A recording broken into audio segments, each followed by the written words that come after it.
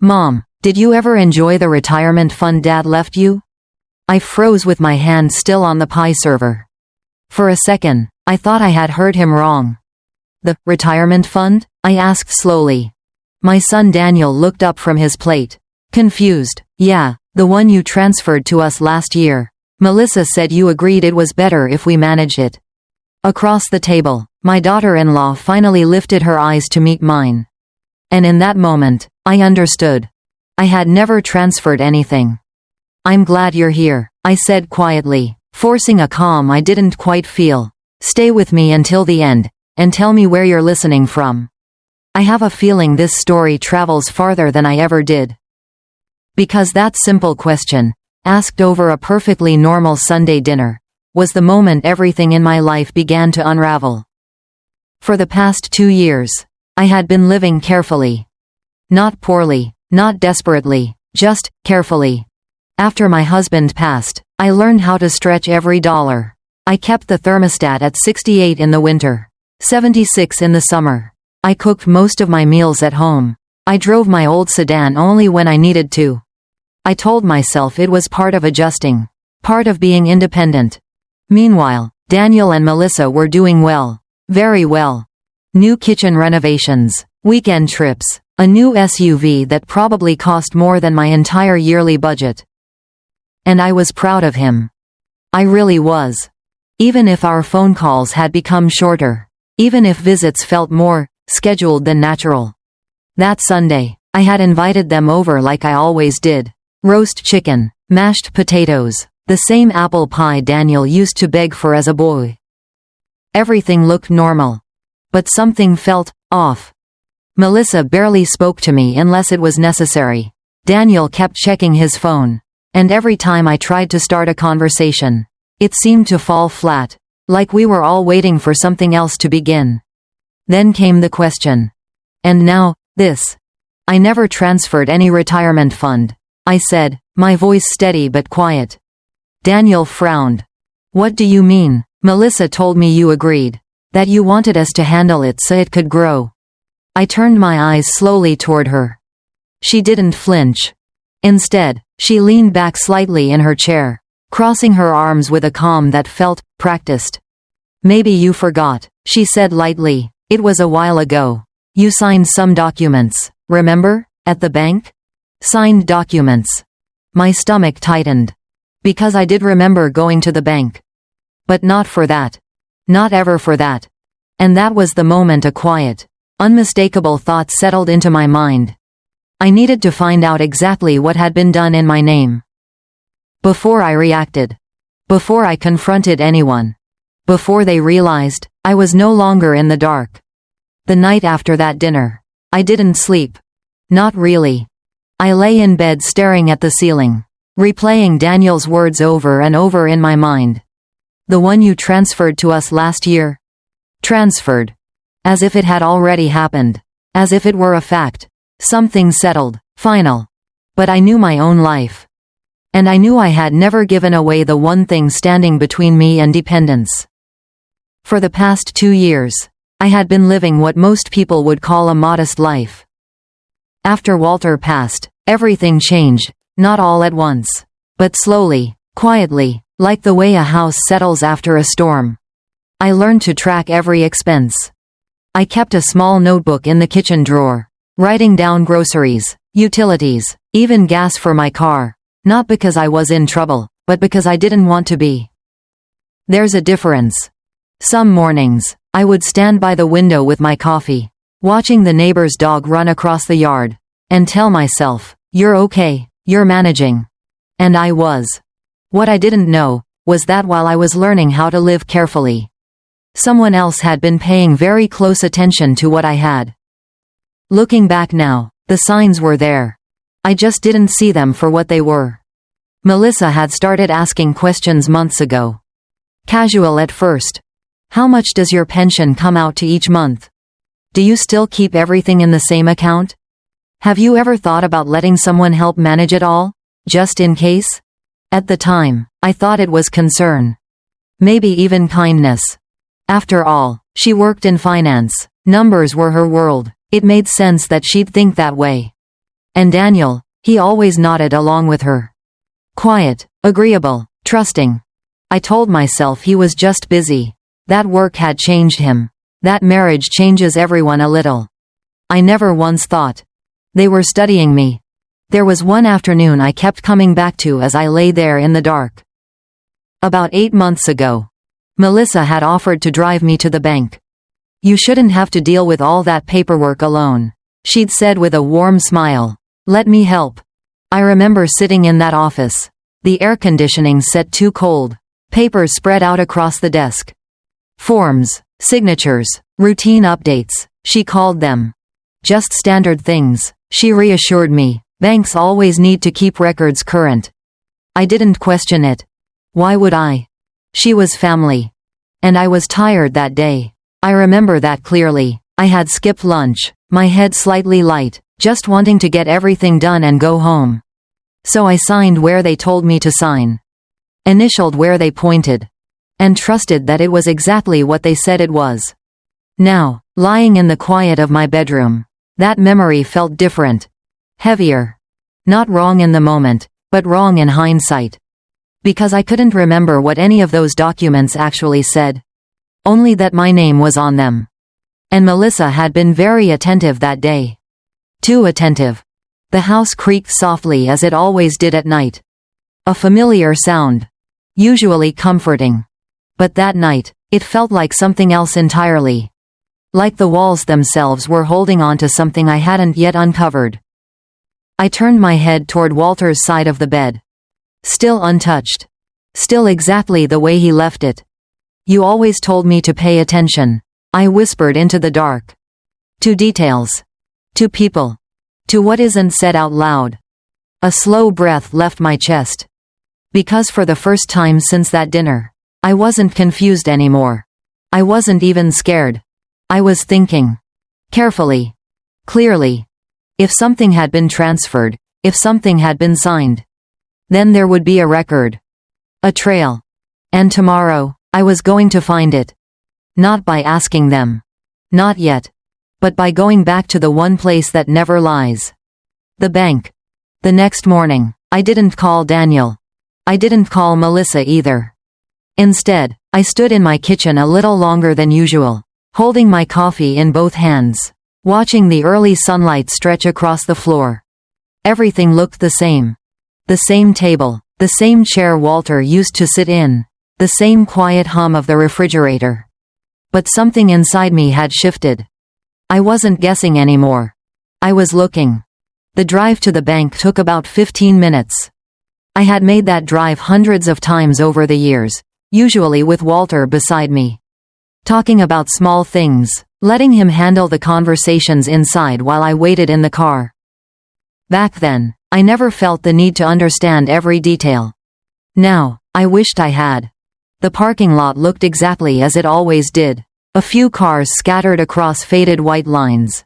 The American flag moving gently in the breeze near the entrance. Familiar. Ordinary. And yet, my hands tightened slightly on the steering wheel before I stepped out. Inside, the air was cool and smelled faintly of paper and polished floors. Good morning, the teller said with a polite smile. Good morning, I replied, my voice calm. I'd like to review my accounts. All of them. There was a brief pause. Not long enough to raise concern for most people. But I noticed it. Of course, she said, her tone shifting just slightly. Let me pull that up for you. I sat down in one of the chairs, folding my hands in my lap, keeping my expression neutral. Minutes passed. The soft clicking of a keyboard, papers being printed somewhere behind the counter. Then another employee approached, someone older, more experienced. Mrs. Carter, she asked gently, would you mind coming with me? We can go over everything in my office. Office. Not the counter. That was the second thing I noticed. Her name was Linda. She spoke with the kind of careful politeness people use when they're not quite sure what they're about to say. First, let me say, she began, everything here appears to be in order. But there are a few things I'd like to clarify with you. Clarify. I nodded. Go ahead. She turned the screen slightly so I could see. A list of accounts appeared. Checking, savings. And then something else. An account number I didn't recognize. My name was on it. But I had never seen it before. What is that? I asked quietly. Linda hesitated, just for a second. That, she said carefully, is a managed account that was established approximately 8 months ago. 8 months. The same time Melissa drove me here. My fingers pressed lightly against the edge of the desk. I don't remember opening that, I said. Linda gave a small, professional nod. It appears the paperwork was completed during a prior visit. There are signatures on file. Signatures. My name. On documents I didn't remember. A slow, steady feeling settled into my chest, not panic. Not fear. Something colder. More focused. Who has access to this account? I asked. Linda clicked through a few more screens. Then she stopped. Her expression changed. Not dramatically. But enough. It shows, she said slowly, that there are 2 additional authorized parties. I didn't need her to say the names. I already knew. Still, I waited. Daniel Carter, she said. A pause. And Melissa Carter. The room felt very quiet after that. I looked at the screen. At my name. At theirs. All connected. Without my memory of agreeing to it. Without my understanding. And in that moment, the picture became clearer. Not complete. But clearer. This hadn't been a misunderstanding. It hadn't been concern. It had been arranged. Carefully. Quietly. Step by step. I leaned back slightly in the chair, folding my hands again. Can you print everything related to this account? I asked. Linda nodded immediately. Of course. As she stood to gather the documents, I kept my eyes on the screen. On the account I didn't know I had. On the access I didn't know I'd given. And for the first time since that dinner, I stopped feeling like someone who had been left out. And started thinking like someone who had been positioned. The difference mattered. Because one meant I was confused. The other meant I needed to find out exactly how far this went. Before I said a single word to them. Mom, did you ever enjoy the retirement fund Dad left you? That question didn't leave me. Not when I drove home from the bank. Not when I set my purse down on the kitchen counter. Not even when I stood in front of the sink, staring at nothing, the afternoon light stretching across the floor just like it always had. Because now, I had answers. Just not the kind I wanted. I laid the documents out on the dining table, the same table where Daniel had asked that question the night before. Paper after paper.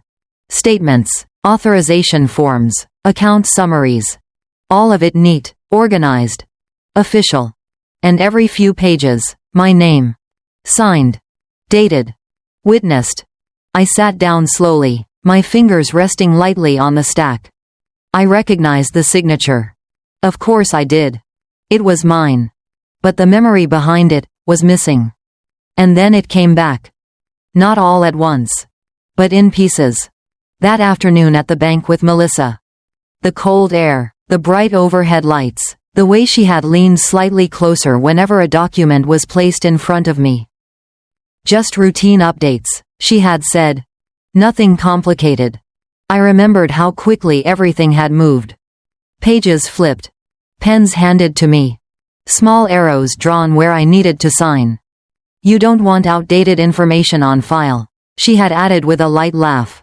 Banks are so picky about that. I had nodded. Smiled. Signed. Because why wouldn't I? She was family. Now, sitting alone at that same table, I picked up one of the forms again. This time, I read it. Every line. Every clause. And there it was. Not hidden. Not even particularly complicated. Just, buried in language I hadn't taken the time to understand that day. Authorization to add additional account managers. My hand tightened slightly on the paper. Below that, 2 names. Daniel Carter. Melissa Carter. My son. My daughter-in-law. Given access. Given control. Because I had signed. I set the paper down carefully. Not slammed. Not dropped. Just placed it back where it belonged. My heart wasn't racing. There was no panic. Just a slow, steady realization settling in. This hadn't been rushed. It hadn't been impulsive. It had been prepared. Melissa's questions over the past months. Her sudden interest in my accounts. Her offer to help at the bank. It all lined up now.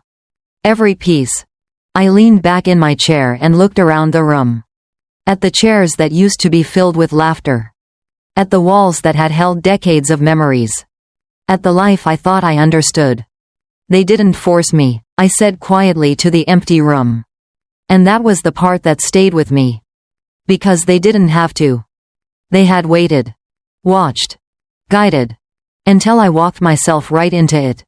My eyes drifted to the last page in the stack. A summary of the account. Balances. Activity. Transfers. There were movements I didn't recognize. Amounts that didn't match anything I remembered doing. Not everything was gone. But something had already started. Something quiet. Something gradual. I folded my hands together on the table. Still. Calm. Thinking. Because if they had gone this far, then this wasn't just about helping. And it definitely wasn't about efficiency. This was about control. And control only works when the other person doesn't realize they've already given it away. I stood up slowly, gathering the papers into a neat stack. I didn't call Daniel. I didn't confront Melissa. Not yet. Because right now, they believed something very important. They believed I didn't know. And that was the only advantage I had. As I walked toward the kitchen, one thought stayed clear in my mind. Walter had always been careful. Thorough. Quiet in the way he handled important things. And if there was one thing I knew about my husband, it was this. He never left anything unprotected. I just had to find out what he had already put in place. Before they went any further. Mom, did you ever enjoy the retirement fund Dad left you? By the time I heard that question echo in my head again, I was already sitting in my car outside the bank, documents neatly stacked in my purse. My hands resting quietly on the steering wheel. I didn't start the engine right away. Because now, I wasn't just wondering what had happened. I was asking something else entirely. What else don't I know? I didn't go home immediately. Instead, I drove 2 blocks down to a small office building I hadn't visited in years. The sign outside still read, Henderson & Cole, Financial Advisory Services. Walter used to come here. He trusted them. More than that, he respected them. I sat in the parking lot for a moment, looking at the entrance. If there was anyone who might understand what Walter had set up, it would be here. Inside, the office smelled faintly of old paper and coffee, unchanged, like time had slowed down within those walls. A young receptionist greeted me, but it wasn't her I was looking for. I'm here to see Mr. Cole, I said, if he's still available. She hesitated for a moment, then gave a small smile. He is. One moment. A few minutes later, a man in his late 60s stepped out of an office down the hall. Thomas Cole. Older now, slower, maybe. But his eyes were the same, sharp, observant. Evelyn, he said, clearly surprised. It's been a long time. It has, I replied. And for a brief second, I almost let myself feel something familiar. Something safe. But I remembered why I was there. I need to ask you something about Walter, I said. That was all it took. His expression changed immediately. More serious, focused. Come in, he said. I placed the bank documents on his desk without a word. He adjusted his glasses and began to read. Slowly. Carefully. Page by page. I didn't interrupt. Didn't rush him. Because this time, I wanted someone to see everything clearly. Not just what I had been told, but what had actually been done. After a few minutes, he leaned back in his chair. His fingers steepled together. And he looked at me in a way that made my chest tighten, not with fear, but with anticipation. Did you authorize this knowingly? He asked. No, I said calmly. A pause. Then he nodded once. I thought so. He turned the papers slightly, tapping one section with his pen. These are standard authorization forms, he explained, but they've been used, very strategically. Strategically. I didn't react. But I listened. Adding them as authorized parties gives them visibility, he continued, and in some cases, influence, but this alone doesn't give them full ownership. I felt a small shift inside me. Not relief. Not yet. Just attention sharpening. What does? I asked. He studied me for a moment before answering. Access to the primary asset structure, he said, which, if Walter did things the way I believe he did, isn't sitting in a simple retirement account. My breath slowed. Because that was the first time someone had said it out loud. What do you mean? I asked. Mr. Cole opened a drawer and pulled out an older file. Worn at the edges, but carefully kept. He placed it on the desk between us. This, he said quietly, is what your husband set up 5 years before he passed. I looked down at it. At my name. At Walter's. Printed clearly on the front. Irrevocable trust agreement. My fingers didn't move. Not yet. Because something told me. This was the part of the story I had never been meant to forget. Only, I had. And now. It was time to remember. Mom, did you ever enjoy the retirement fund Dad left you? By the time that question echoed in my mind again, I was sitting across from Mr. Cole, staring at a document I had never truly seen before. An irrevocable trust. With my name on it. I didn't touch the folder right away. I just looked at it.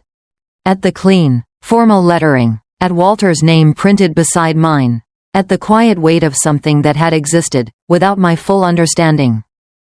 I don't remember this, I admitted softly. Mr. Cole nodded, not surprised. You wouldn't, he said. Walter handled most of the structure himself. He preferred it that way, less stress for you. That sounded like him. Always thinking ahead. Always carrying the heavier things so I wouldn't have to. But you were present, Mr. Cole continued, opening the file. You signed the foundational documents. It was explained at the time, but I imagine it felt like just another legal process. I let out a slow breath. Because I did remember something like that. A meeting, papers, Walter telling me, just routine planning. I had trusted him. Completely. Mr. Cole turned a few pages and slid the document closer to me. This trust, he said carefully, is what we call ironclad for a reason. I frowned slightly. What does that mean? It means, he replied, the assets inside it are protected. They can't be reassigned, withdrawn, or redirected without very specific conditions being met. Conditions that are not easily influenced. My fingers finally moved, resting lightly on the edge of the paper. Does Daniel have access to this? I asked. No. The answer came without hesitation. Does Melissa? No. Another pause. Then he added, more gently, they wouldn't even know it exists, unless you told them. Something inside me went very still. But the account at the bank, I began. That's separate, Mr. Cole said. What they accessed, or were added to, appears to be a secondary structure. A visible one, often used for day-to-day management. A surface layer, I said quietly. He gave a small nod. That's one way to put it. I leaned back slightly in my chair, absorbing the difference. What they could see. What they could touch. And what they couldn't. Walter set this up 5 years ago. Mr. Cole continued, around the time Daniel and Melissa began asking more questions about finances. My eyes lifted to his. You noticed that? I asked. We notice patterns, he said simply. It's part of our job. A long silence followed. Not uncomfortable. Just full. Because piece by piece, the picture was no longer confusing. It was precise. Why didn't he tell me? I asked after a moment. Mr. Cole closed the folder gently. He believed, he said, that if you knew everything, you might feel pressured to explain it, or worse, justify it. That sounded like Walter too. Quiet protection. Not loud, not obvious, but firm. I looked down again at the trust agreement. At the structure that had been sitting there, untouched, while everything else was quietly shifting around it. They think they're in control, I said softly. Mr. Cole didn't respond right away. Then, with a faint, knowing expression, he said, they have access to what was visible. Another pause. But not to what was secured. I let those words settle. Because for the first time since that dinner, I didn't feel confused. I didn't feel cornered. If anything, I felt something I hadn't expected. Clarity. Not loud. Not emotional. Just steady. Can they move anything from that account? I asked. Only within limits, he replied, and anything unusual would be flagged, especially if you choose to activate full oversight. Full oversight? I repeated. He nodded. A simple step, he said, one signature, and the entire structure becomes restricted, transparent, controlled, by you. By me. I almost smiled. I closed the folder slowly, placing my hand over it for a moment. Walter had known. Not everything. But enough. Enough to build something they couldn't reach. Enough to give me a choice, even now. I don't want to confront them, I said. Mr. Cole nodded again, as if he had expected that. You don't have to, he replied. And that was the part that mattered most. Because this wasn't about reacting. Not yet. This was about understanding. Position. Timing. As I stood up to leave, the folder remained in my hands. Light. But carrying something much heavier beneath it. Because now I knew something they didn't. Something they hadn't planned for. They thought they were managing my future. But they had no idea. My future had already been protected. Long before they ever asked for it. Mom, did you ever enjoy the retirement fund Dad left you? At this point, that question didn't confuse me anymore. It clarified everything. Because now I knew exactly what they thought they had. And more importantly, what they didn't. I didn't go home right away after leaving Mr. Cole's office. Instead, I sat in my car for a long time, the trust folder resting quietly on the passenger seat beside me. I didn't open it again. I didn't need to. The most important part, I already understood. They had access to what was visible. But not to what was protected. When I finally drove back, the house greeted me the same way it always did, quiet. Still, unchanged. I placed the folder on the kitchen table and stood there for a moment. Looking at it. Then I made a decision. Not emotional. Not rushed. Just deliberate. That afternoon, I called Mr. Cole back. I want to activate full oversight, I told him. There was no hesitation on his end. I'll prepare the documents, he said. Once it's in place, all movement within your financial structure will require your direct authorization. Including the managed account? I asked. Yes, he replied, especially that one. I nodded, even though he couldn't see me. Good, I said. The next day, I returned to his office. This time, I read everything. Every line. Every clause. Slowly. Carefully. No distractions. No one leaning over my shoulder, pointing where to sign. Just me, and the truth of what I was agreeing to. When I signed, my hand didn't shake. Not once. By the time I got home, the shift had already begun. It wasn't loud. No alarms, no dramatic calls. Just quiet resistance. The kind that doesn't announce itself. But changes everything. 2 days later, my phone rang. Daniel. I let it ring once. Twice. Then I answered. Hi, Mom, he said, his tone light, but there was something underneath it now. Something tighter. Hi, Daniel. A pause. Hey, quick question, he continued. Did you change something with your accounts? There it was. Already. I leaned slightly against the kitchen counter, keeping my voice even. What do you mean? Well, he said, clearing his throat, Melissa was trying to move some funds for an investment opportunity. And it got blocked. Blocked. I didn't respond right away. I let the word settle. Let him sit in it. That's strange, I said calmly. Maybe the bank flagged it. Another pause. Longer this time. Yeah, he said slowly. Maybe. But I could hear it. The uncertainty. The first crack. That evening, Melissa called. Not Daniel. Her. Evelyn, she said, her voice smooth but sharper than usual. We tried to access the account today and ran into some issues. I see, I replied. I'm sure it's just a technical thing. She continued quickly, but it might be easier if you come in with us to sort it out. Easier. I almost smiled. I don't think that's necessary, I said. A small silence followed. Then, well, we do need to stay aligned on these things, she added. Aligned. Such a careful word. I agree, I said softly, which is why I'm reviewing everything myself now. Another pause. Heavier this time. More telling. After the call ended, I placed my phone back on the counter and looked out the window.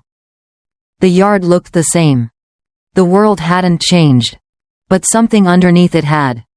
Because for the first time since all of this began, they had reached for something. And found resistance. I didn't feel victorious. I didn't feel angry. If anything, I felt steady. Focused. Because this wasn't the end of anything. Not yet. This was just the moment they realized. They weren't the only ones paying attention anymore. Mom, did you ever enjoy the retirement fund Dad left you? By now, that question had turned into something else entirely. Not confusion. Not even betrayal. It had become a reference point. The exact moment I realized they thought they were already in control. 3 days after Daniel's call, they showed up at my house. Unannounced. That alone told me everything I needed to know. Daniel never used to drop by without calling first, not even when he was a teenager. But this wasn't a visit.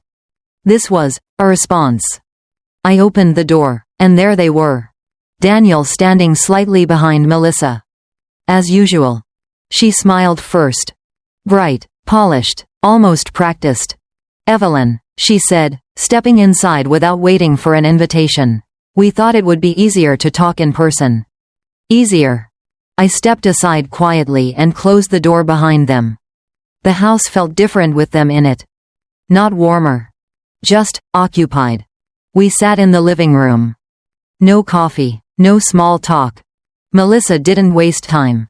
There seems to be an issue with the account, she said, folding her hands neatly in her lap. We've been trying to move funds. And everything is being restricted. Restricted. Daniel shifted in his seat, avoiding my eyes again. I noticed that. I noticed everything now. I see, I said calmly. Melissa leaned forward slightly. We just need you to come with us to the bank and clear it up. She continued, it's probably just a verification step. Probably. I nodded slowly, as if considering it. And what exactly were you trying to move? I asked. A pause. Small. But real. Daniel answered this time.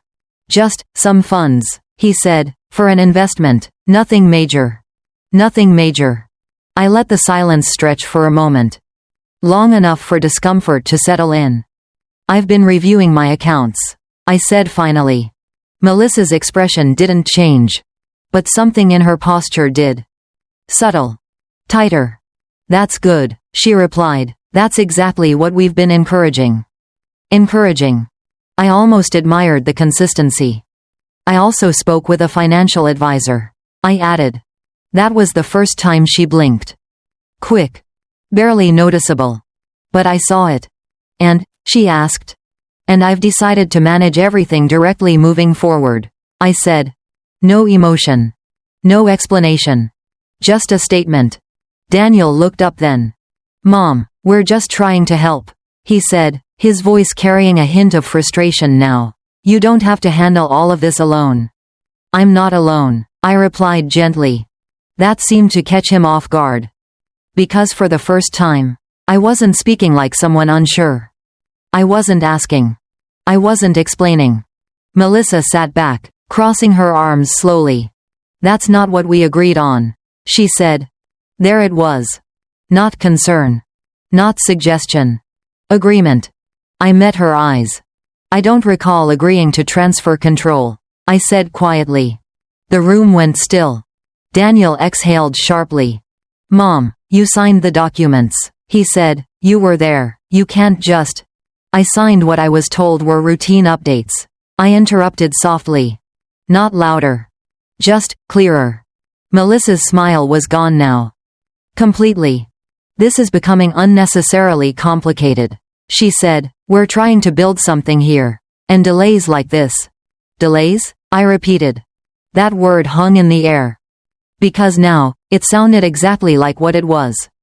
I stood up slowly. Not in anger. Not to dominate the room. Just to change the position. I'm not going to the bank, I said. Simple. Final. Daniel looked at me, really looked this time. And for a brief second, I saw something shift in his expression. Not anger. Not even disappointment. Something closer to uncertainty. Melissa stood as well. We'll need to revisit this, she said, her voice controlled but firm. I nodded. I'm sure you will. They left not long after that. No resolution. No raised voices. Just tension, carried out the door with them. When the house fell quiet again, I didn't move right away. I just stood there, in the same spot. Because what had just happened wasn't a confrontation. Not really. It was something else. A realization. On both sides. They had pushed. Expected movement. Expected compliance. And for the first time, they didn't get it. I walked back to the window and looked out at the yard. Everything still. Everything calm. But underneath that calm, something had shifted. Because now they knew. The door they thought was open was no longer theirs to walk through. Mom, did you ever enjoy the retirement fund Dad left you? By now, that question had lost its innocence. It wasn't a misunderstanding. It wasn't even a mistake. It was the opening move of something they thought was already finished. 2 days after they came to my house, Daniel called again. This time, his tone was different. Less careful. More direct. Mom, we need to talk, he said. I'm listening, I replied. A short pause. Then, we've scheduled a meeting, he continued, with the bank, and a financial consultant. It's better if we all sit down and sort this out properly. Scheduled. Without asking me. I leaned back in my chair, my fingers resting lightly on the armrest. When is it? I asked. Tomorrow morning, 10 o'clock. I almost smiled. Of course it was already arranged. The next day, I arrived exactly on time. Not early. Not late. Just on time. The bank looked the same as always. Calm, neutral, unaware of what was about to unfold. Inside, Daniel and Melissa were already seated at a small conference table. With them was a man I didn't recognize. Mid-40s, confident posture, a folder already open in front of him. He stood when I approached. Mrs. Carter, he said, extending his hand. I'm Eric Lawson, financial consultant. Your son and daughter-in-law asked me to help review your portfolio. Review. Such a polite word. I shook his hand briefly and sat down. I see, I said. Melissa took the lead, as expected. We thought it would be best to have a professional walk us through everything, she said, just to make sure we're all aligned moving forward. Aligned. There it was again. I nodded slightly but said nothing. Let them speak. Let them build their version. Mr. Lawson began outlining numbers. Charts, projections, growth opportunities. He spoke confidently, smoothly, like someone used to being trusted. With the right allocation, he said, pointing to a page, this capital could generate significantly higher returns, especially if managed actively. Managed. I glanced at Daniel. He was watching me now. Waiting. And what exactly are you proposing? I asked.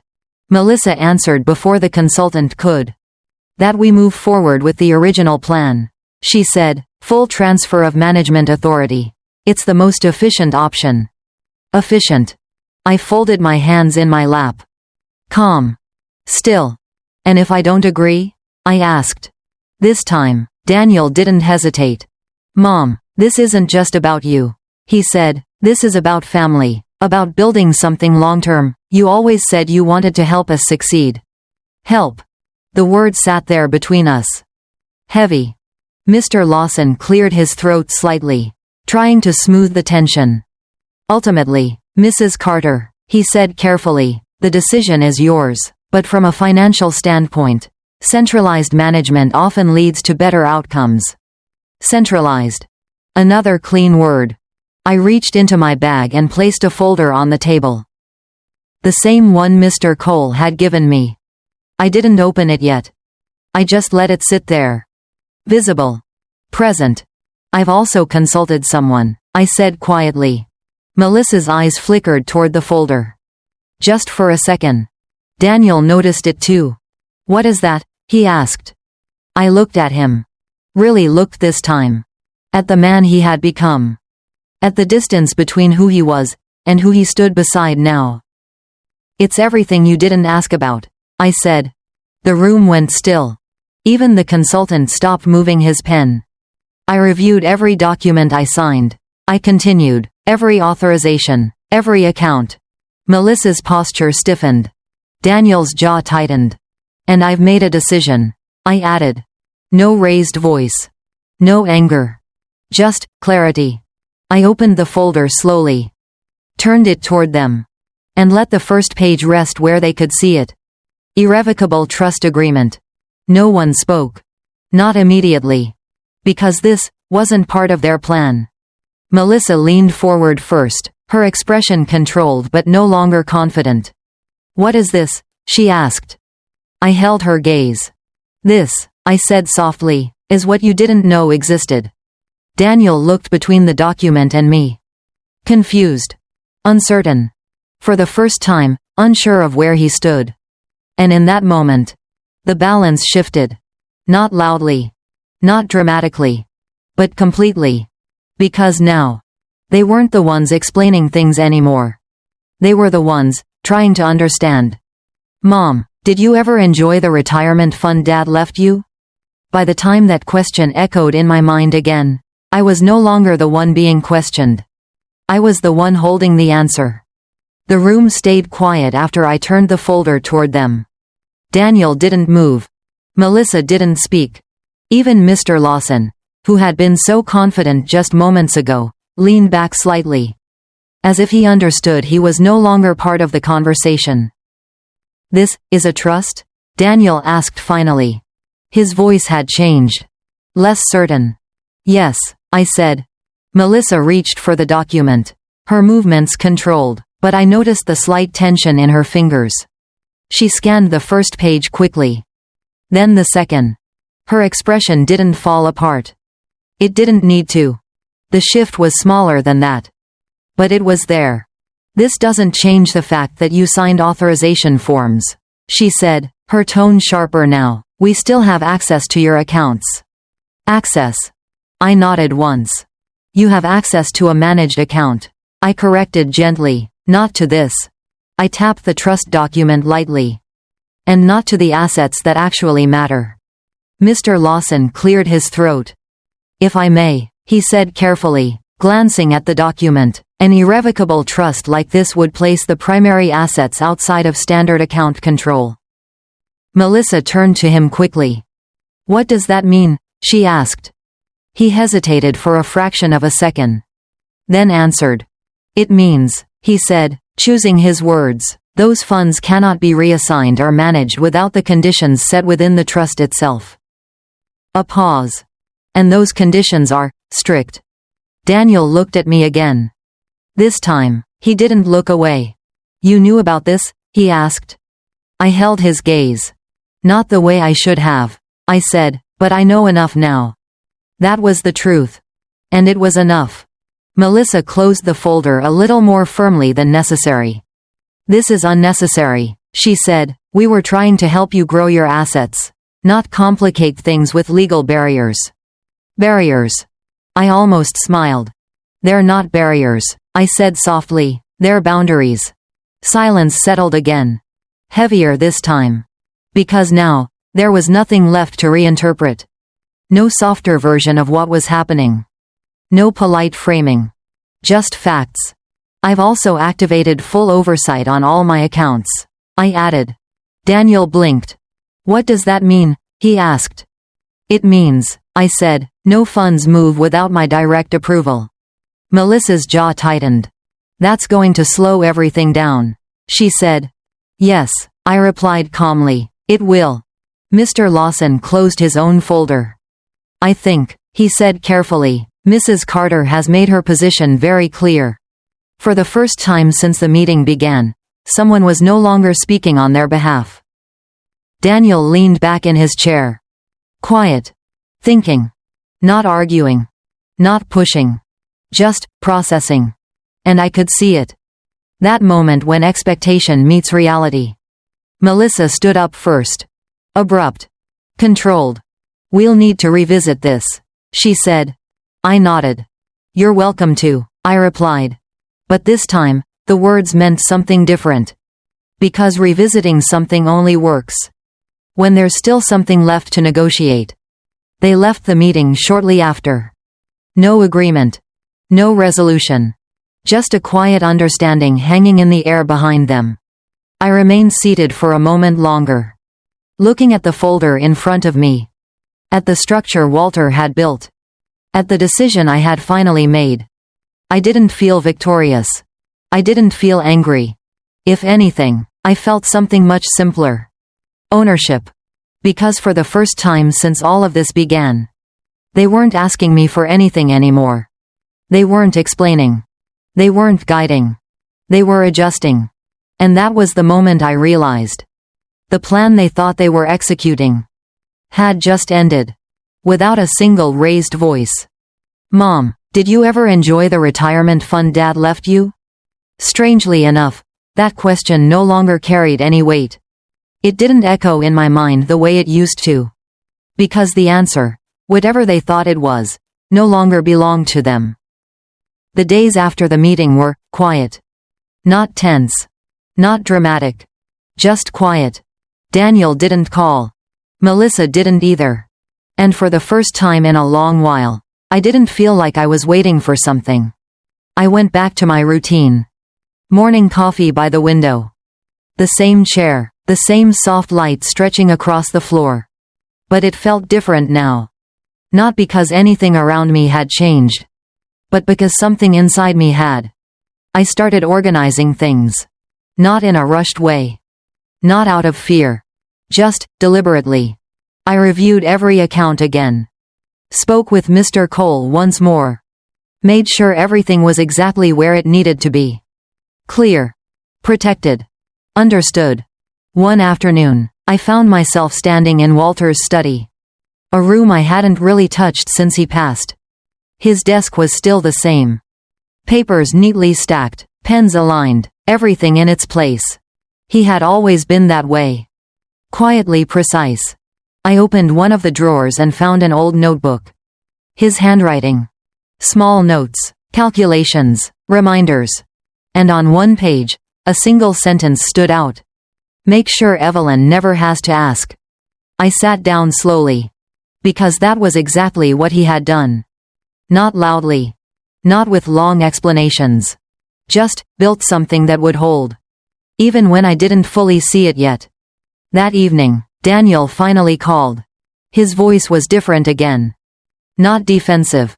Not demanding. Just careful. Hi, Mom, he said. Hi, Daniel. A pause. I've been thinking, he continued, about everything. I didn't interrupt. Didn't guide the conversation. I just listened. I didn't realize, he said. Then stopped. Didn't finish the sentence. Didn't need to. It's all right, I said quietly. And I meant it. Not as forgiveness. Not as dismissal. Just acknowledgement.